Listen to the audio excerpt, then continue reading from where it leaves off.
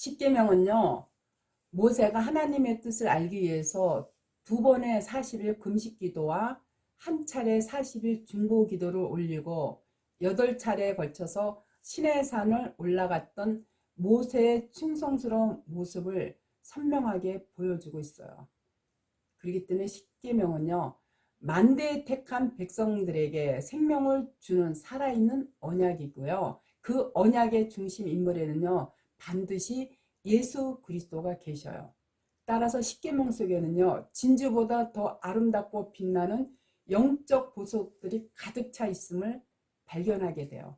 십계명을 한마디로 응축하면요, 성경 66권에 하나님의 말씀이 압축되어 있는 거라 해도 과언이 아니에요. 그렇기 때문에 십계명에 대한 올바른 지식만 갖고 있어도요, 하나님이 어떤 분이신가 정도는 쉽게 깨달을 수 있어요. 십계명은요, 인류의 종교, 도덕, 윤리 모든 삶에 유대한 감화를 끼친 점에서 이보다 더한 것은 없다고 할 정도로, 그렇기 때문에 전 인류에게 영원한 말씀으로 주신 만대의 법이고 인류 도덕의 최고 근원이라고 할 수가 있어요. 하나님께서 십계명을 주신 이유는요, 하나님 여호와를 경외하고 항상 복을 누리게 하기 위함이라는 것을 알 수가 있어요. 그래서 신명기 6장 24절에 보면 여호와께서 우리에게 이 모든 규례를 지키라 명령하셨으니 이는 우리가 우리 하나님 여호와를 경외하여 항상 복을 누리게 하기 위함이시며 또 여호와께서 우리를 오늘과 같이 살게 하려 하십니다. 이와 같이 하나님의 은혜와 사랑으로 시작되었고요. 그 주신 가정이 신성하고 영광스러울 뿐 아니라 하나님의 권위로 강력하게 공포되고 수행이 되었던 거예요. 그러기에 십계명이 기록된 돌판은요, 어디에 있냐면 지성소에 있는 법궤 속에 특별히 보관되어 있는 거예요. 십계명의 모든 율법은요, 하나님의 명령이요, 판단이요, 교훈이요, 중고요, 율례요, 말씀이요, 약속이요, 법도요, 계명이요, 또 길이요, 진리예요. 또한 십계명은요, 다른 모든 법보다 우월해요. 따라서 출애굽기 20장에 기록된 십계명은요, 하나님께서 출애굽한 광야 1세대에게 직접 말씀하신 거고요. 신명기 5장에 기록된 십계명은요, 가나안 입성을 앞둔 광야 2세대에게 모세에게 다시 선포한 것이에요. 아울러 10이라는 이 숫자는요, 만수로서 부족함이 없이 꼭 필요한 가득 찬 상태를 뜻하고요. 기본수의 종교를 상징하는 수이고요. 또 되돌아가는 수이기도 해요. 이와 같이 십계명의 조항수가 10개라는 사실만 살펴보더라도요, 십계명의 순서와 그 내용이 부족함 없이 하나님의 뜻을 모두 담고 있는 절대 유의의 법임을 알 수가 있는 거예요. 그렇기 때문에 십계명은요, 모든 율법의 핵심이고요, 이스라엘 백성이 하나님의 선민으로 살아가는 데 있어서 가장 핵심적인 규범이에요. 뿐만 아니라 예수 그리스도를 통한 구원이 얼마나 귀중한가를 알게 하고요. 십계명은 그렇기 때문에 십계명은요, 깊이 들여다보면 볼수록 그 속에서 예수 그리스도의 참 모습을 밝히 깨달을 수 있고요. 하나님의 사랑의 넓이와 깊이와 높이와 그 길이가 어떠한가를 온몸으로 체험할 수가 있어요. 십계명은요, 하하가 선악과를 보고 그 마음이 걷잡을 수 없이 사로잡혔던 그 지독한 원죄의 실상을 아주 적나라하게 드러내고 있어요. 아담과 하하를 타락시킨 원죄의 뿌리가 탐심에 있었음을 명쾌히 밝히면서요, 그것을 이길 수 있는 비결이 십계명, 즉 하나님의 열, 10이라는 말씀을 올바로 지키는 데 있다는 사실을 깨우치고 있는 거예요. 그러나 법 자체로만 보면요, 타락한 인간은요, 단 한 사람도 그 법을 지킬 수가 없기 때문에 하나님의 진노를 피할 수가 없어요. 그래서 예수님으로 하여금 죄인을 대신하여 십자가 위에서 그 진노의 형벌을 다 담당케 하심으로 믿는 자를 구원해 주신 거예요. 실로 골고다의 십자가는요, 십계명 속에 약속하신 하나님의 사랑의 최절정이요 성취인 거예요. 따라서 십계명을 믿는 자들의 살 길이에요.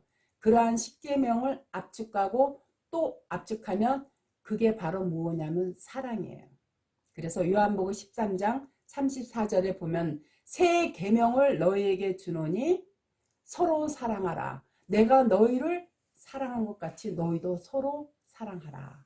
모든 세부 율법에는요, 죄 많은 인간들을 무한히 오래 참으시고 한없는 자비와 긍휼을 베푸시는 하나님의 아가페적인 사랑을 엿볼 수가 있어요. 이와 같이요, 죄인들은요, 죄인들을 구원케 위해서 십계명을 주셨기 때문에 10가지 계명에 대한 진리를 살펴보면요, 참 정말 유대한 계명이라고 할 수가 있어요. 출애굽기 30장 3절에 보면 제1계명은 나 외에 다른 신을 내게 있게 말지니라. 이 세상에 종교의 수가요 수없이 많지만요, 참 하나님은 단 한 분뿐이시기 때문에 하나님만 영원히 믿고 섬기라는 뜻이에요.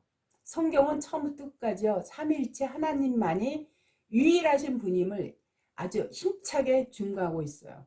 다른 존재는요, 비교조차 할 수 없는 것이기 때문에요, 하나님만을 섬기라는 뜻이고, 오직 한 분이신 하나님만이 영광 받으실 첫째가 되시는 분임을 깨닫고 나 외에는 다른 것에 마음 빼앗기지 말라는 명령이에요. 그렇기 때문에 하나님이 보내신 자 예수 그리스도만이 구원의 유일성임을 믿고 따라야 해요.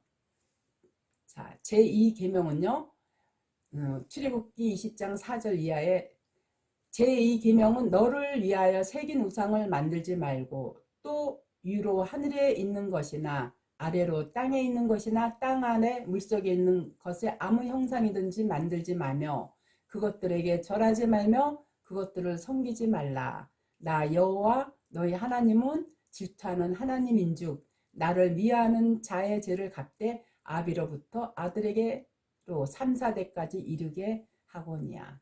이와 같이 보이지 않는 여호와를 형상한 우상을 만들지 말고 섬길 대상으로 우상의 형상을 만들지 말고 하나님 말씀 외에 다른 것에 대한 생각이나 사상 자체 또한 모두 우상 숭배니 이를 섬기지 말라고 경계한 계명이에요. 그래서 에베소 5장 5절에 보면 그러므로 땅에 있는 지체를 죽이라. 곧 음란과 부정과 사욕과 악한 정욕과 탐심이니 탐심은 우상 숭배니라.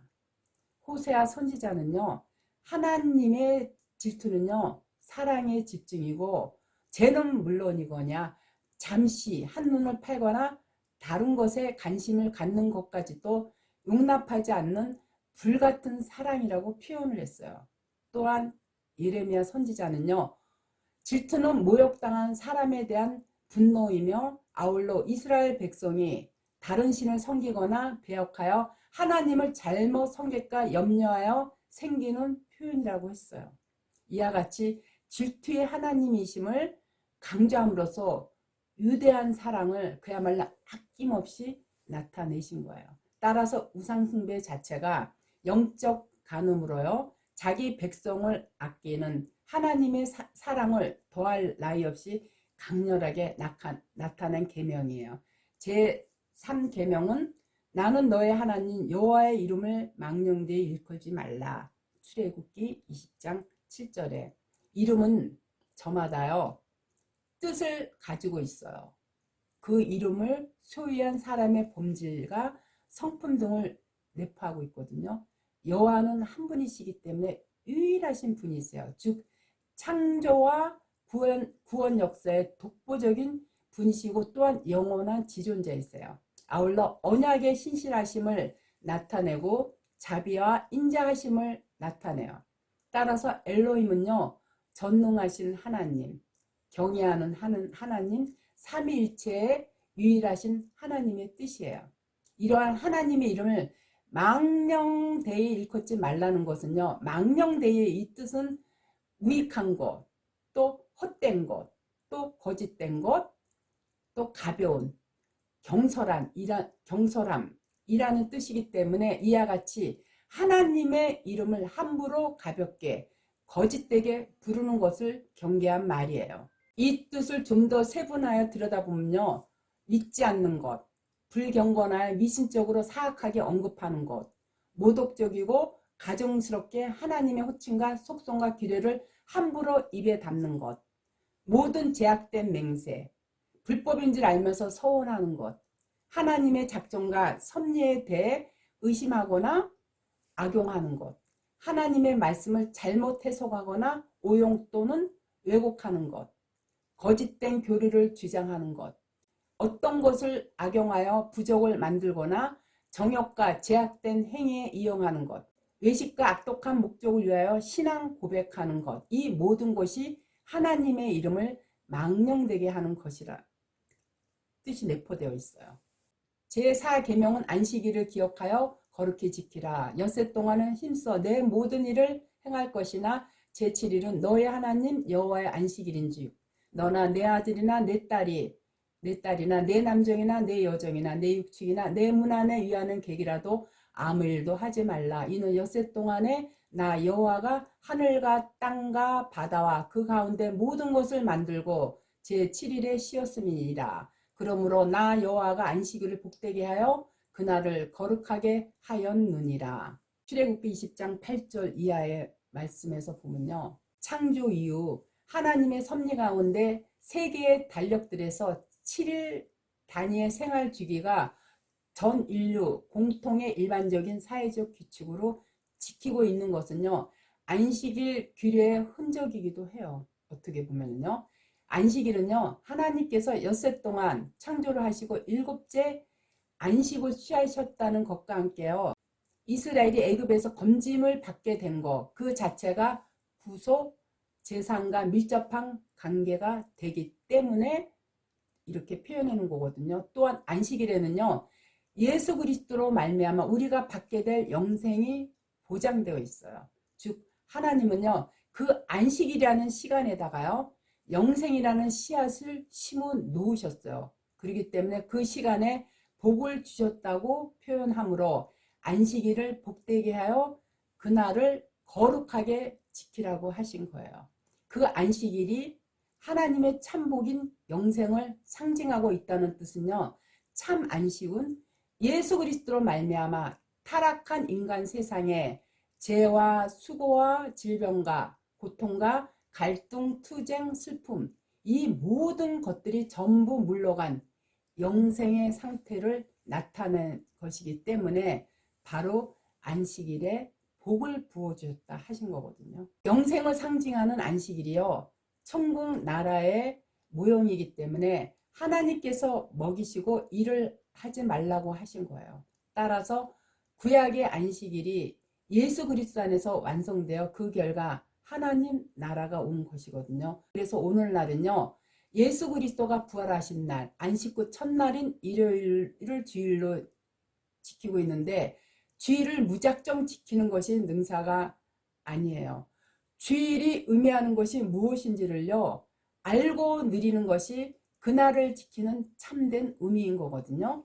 안식일을 기억하고 거룩하게 지키는 일을 매우 엄격하게 명령하셨으나요, 예외적으로 선지자, 다시 말해서 하나님의 사랑 선지자를 만나는 일, 또 나라와 민족이 유경에 처했을 때 구해야 하는 일, 하나님 앞에 드리는 제사가 예배거든요.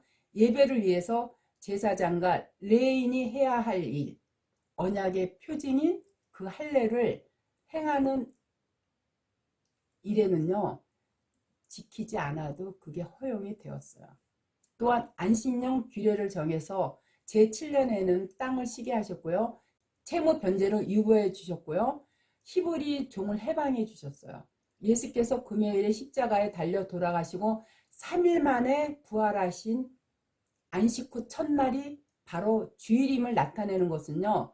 예수 그리스도가 바로 안식일의 입법자임을 알리기 위함에서거든요. 그래서 역대하 36장 22절에 보면은 성전이 파괴되고 이스라엘 민족이 바벨론 유시의 징벌을 받는 것은 안식일과 안식년 계명을 지키지 못한 죄에 대한 보응이다. 이와 같이 안식일이 주인이신 예수님만이 인간들에게 영원한 안식을 주실 뿐이며 또한 안식일을 제정하신 하나님이므로 그날은 하나님의 주관에 속한 날이다. 아울러 참 안식은요. 궁극적으로 예수님을 통해서만 이루어지기 때문에 안식일의 주인이신 예수 그리스도를 믿는 믿음에서만 안식이 회복되는 거예요. 그러므로 하나님을 심령 속에 모시고 사는 사람들이 바로 안식일의 축복 속에 사는 사람들이에요. 제5계명은 내 부모를 공경하라. 제5계명은요. 사회의 기본 질서를 바로 세우는 계명이거든요. 5계명을 범하면요. 가정 질서뿐 아니라 사회 질서가 파괴되는 무서운 결과를 초래해요. 효는요. 모든 질서의 시작이에요. 부모에게 불효하는 죄는요. 살인죄, 간음죄, 도둑질, 또 탐심보다도 더 크고 무서운 죄라 그랬어요. 하나님을 대신하여 생명을 주신 부모를 공경하는 것은요. 곧 생명의 주인이신 하나님을 공경하는 것이 되거든요. 따라서 부모님을 구원의 반열에 설 수 있도록 인도하는 것이 이 세상에서 가장 값진 효이며 또 참된 효예요. 10계명 중에 하나님께서 축복을 약속하신 계명은요. 제2계명에서 천대까지 은혜를 약속하셨고요. 이 5계명에서는요. 너의 하나님 여호와가 내게 준 땅에서 내가 생명의 길고 복을 누리리라. 이와 같이 두 곳에만 축복을 주셨어요. 그렇기 때문에 우리가 이 10계명만 잘 깨우쳐도요. 성경은 반은 알고 있는 거라 마찬가지라고 볼 수 있어요. 6계명 이하는 제가 다음에 또다시 한번 자세하게 설명해 드리기로 하고요. 오늘은 이제 5계명까지만 10계명에 대한 설명을 하고요. 다음에 또 6계명 이하 10계명이 어떤 뜻을 내포하고 담고 있는가에 대해서 설명할까 해요.